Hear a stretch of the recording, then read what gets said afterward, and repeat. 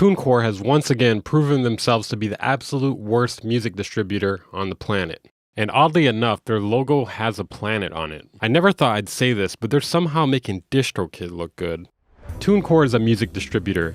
You can pay them as low as $19.99 a year to have an unlimited amount of your music posted to a bunch of platforms, such as Spotify, Apple Music, TikTok, Beatport, and many more. And you get paid for the streams on your music. Now this would be great if they actually let you upload your music. While some people upload their music and everything goes fine, other people will upload their music and it gets rejected with no specific reason.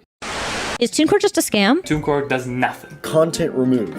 Now this wouldn't be an issue if they gave you a specific reason and you were able to fix it and just upload it. But it's led to quite a few videos online calling them a scam for years before this video.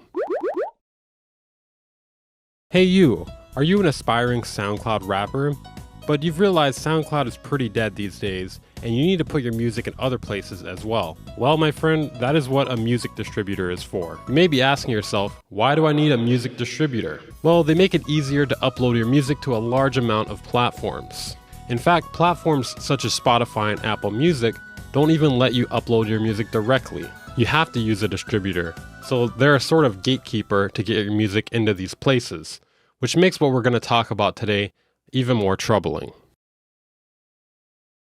Something interesting has come to light from a music attorney with a YouTube channel named Top Music Attorney.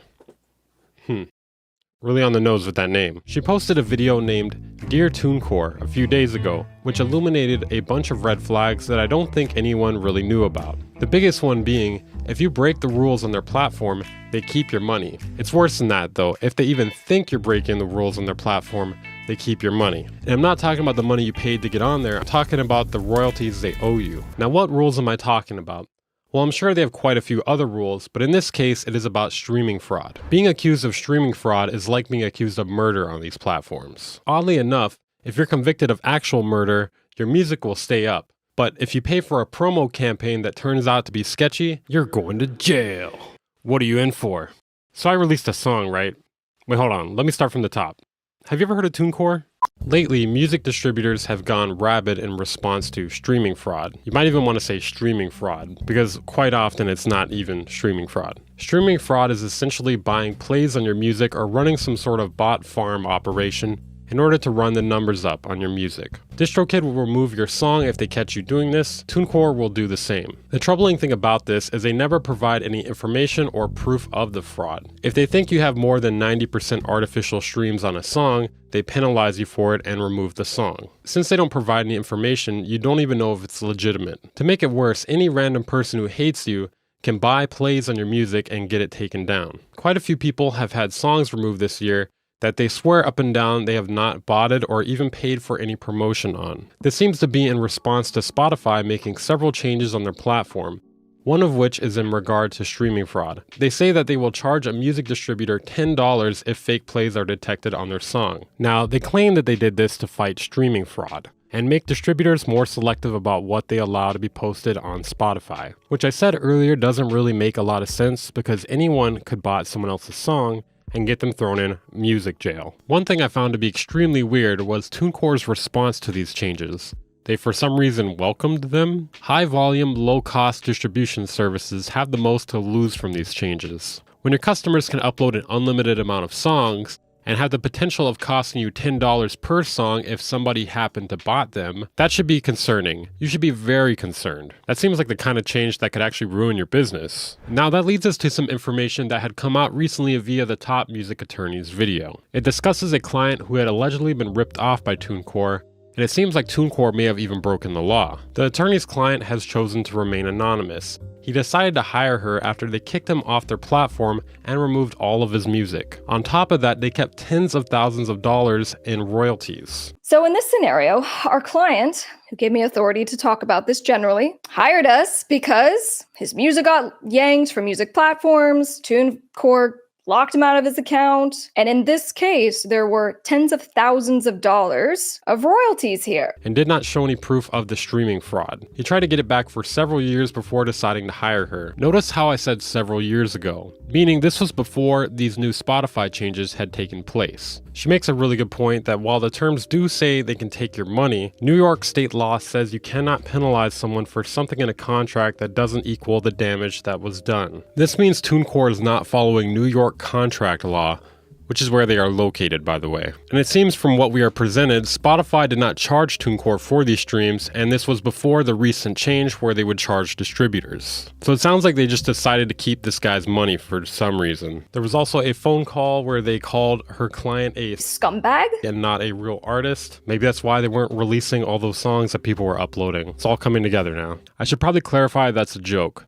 The reason they didn't upload those songs is because they have a terrible system and absolutely awful customer service. I kind of feel like Tunecore is the world's most expensive psyop being funded and operated by DistroKid in order to convince people to go to DistroKid instead. The more I hear about this case, the more I really want to know who this person is and why Tunecore thinks he is such a scumbag. It seems like a very strong response to someone being accused of botting streams. Now, if we are taking what this attorney and her client are saying at face value, Tunecore has shown no evidence of the streaming fraud. It has me wondering if it's about something more. During the phone call, they were still not willing to give up the money, but they said they were willing to give it to a charity. Bizarrely, the terms of service that were read in this video state that they can do that as well.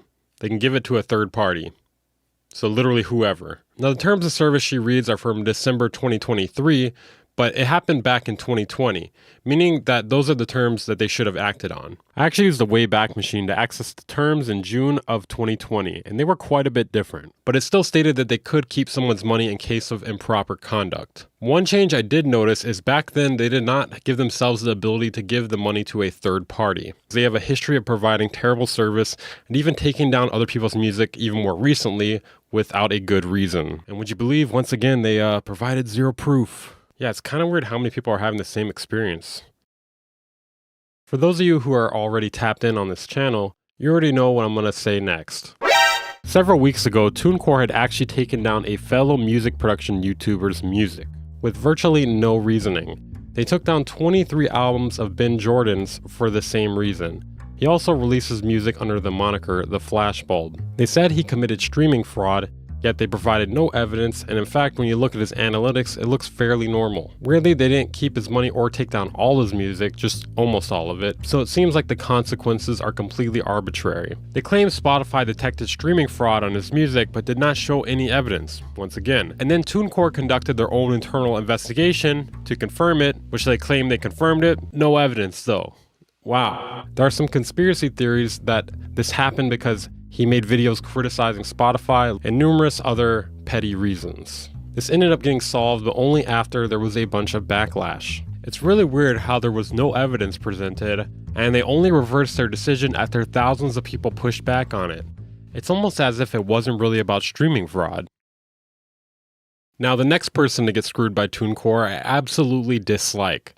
I dislike his politics, and I even dislike his music. It is Tom MacDonald.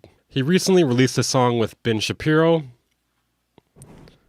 I know, what the Anyways, Tunecore refused to release this song because of its lyrical content. Now, don't get me wrong, I don't agree with the lyrics in this song, and all of our lives would probably be better if Tom MacDonald didn't release music. But should a music distributor be arbitrarily picking and choosing what songs are allowed to go up? Sure, they have the right to refuse business, but when it is seemingly arbitrary, who's to say they won't shift the goalpost whenever they feel like it? I didn't know that when you sign up to Tunecore, you have to align with their views. It's kind of weird how they don't tell you that when you sign up and hand them the money. Now, if we keep this in mind and look back at the other cases I discussed in this video, it makes me wonder if this is all about censorship, or not liking them because of their past views and actions. The recent changes on Spotify about fraudulent streams seem to give Tunecore a cover for whatever they want to do. I hate to say it, but I think Curtis King was right. We all just gotta go direct to consumer. Not only is streaming paying absolutely nothing, the major record labels and Spotify and the distributors seem to be in cahoots. They're pretending like there's not bad actors there, and there clearly are. They reserve the right to kick you off the platform at any time for any reason. They could just make up a reason if they want to. And worst of all, they can keep your money after, the small amount of money that you earn through streaming. Tunecore may objectively be the worst music distribution service. To me, they appear to be politically charged, willing to censor people, willing to say you have fake plays, and then present zero evidence. There are many other choices for your music. I recommend you go somewhere else, but probably not DistroKid. In the video linked at the end here, I will tell you about the dangers of DistroKid. I'll see you guys next time. If you want to support the channel, consider joining my Patreon or becoming a channel member. The Band Incorporated.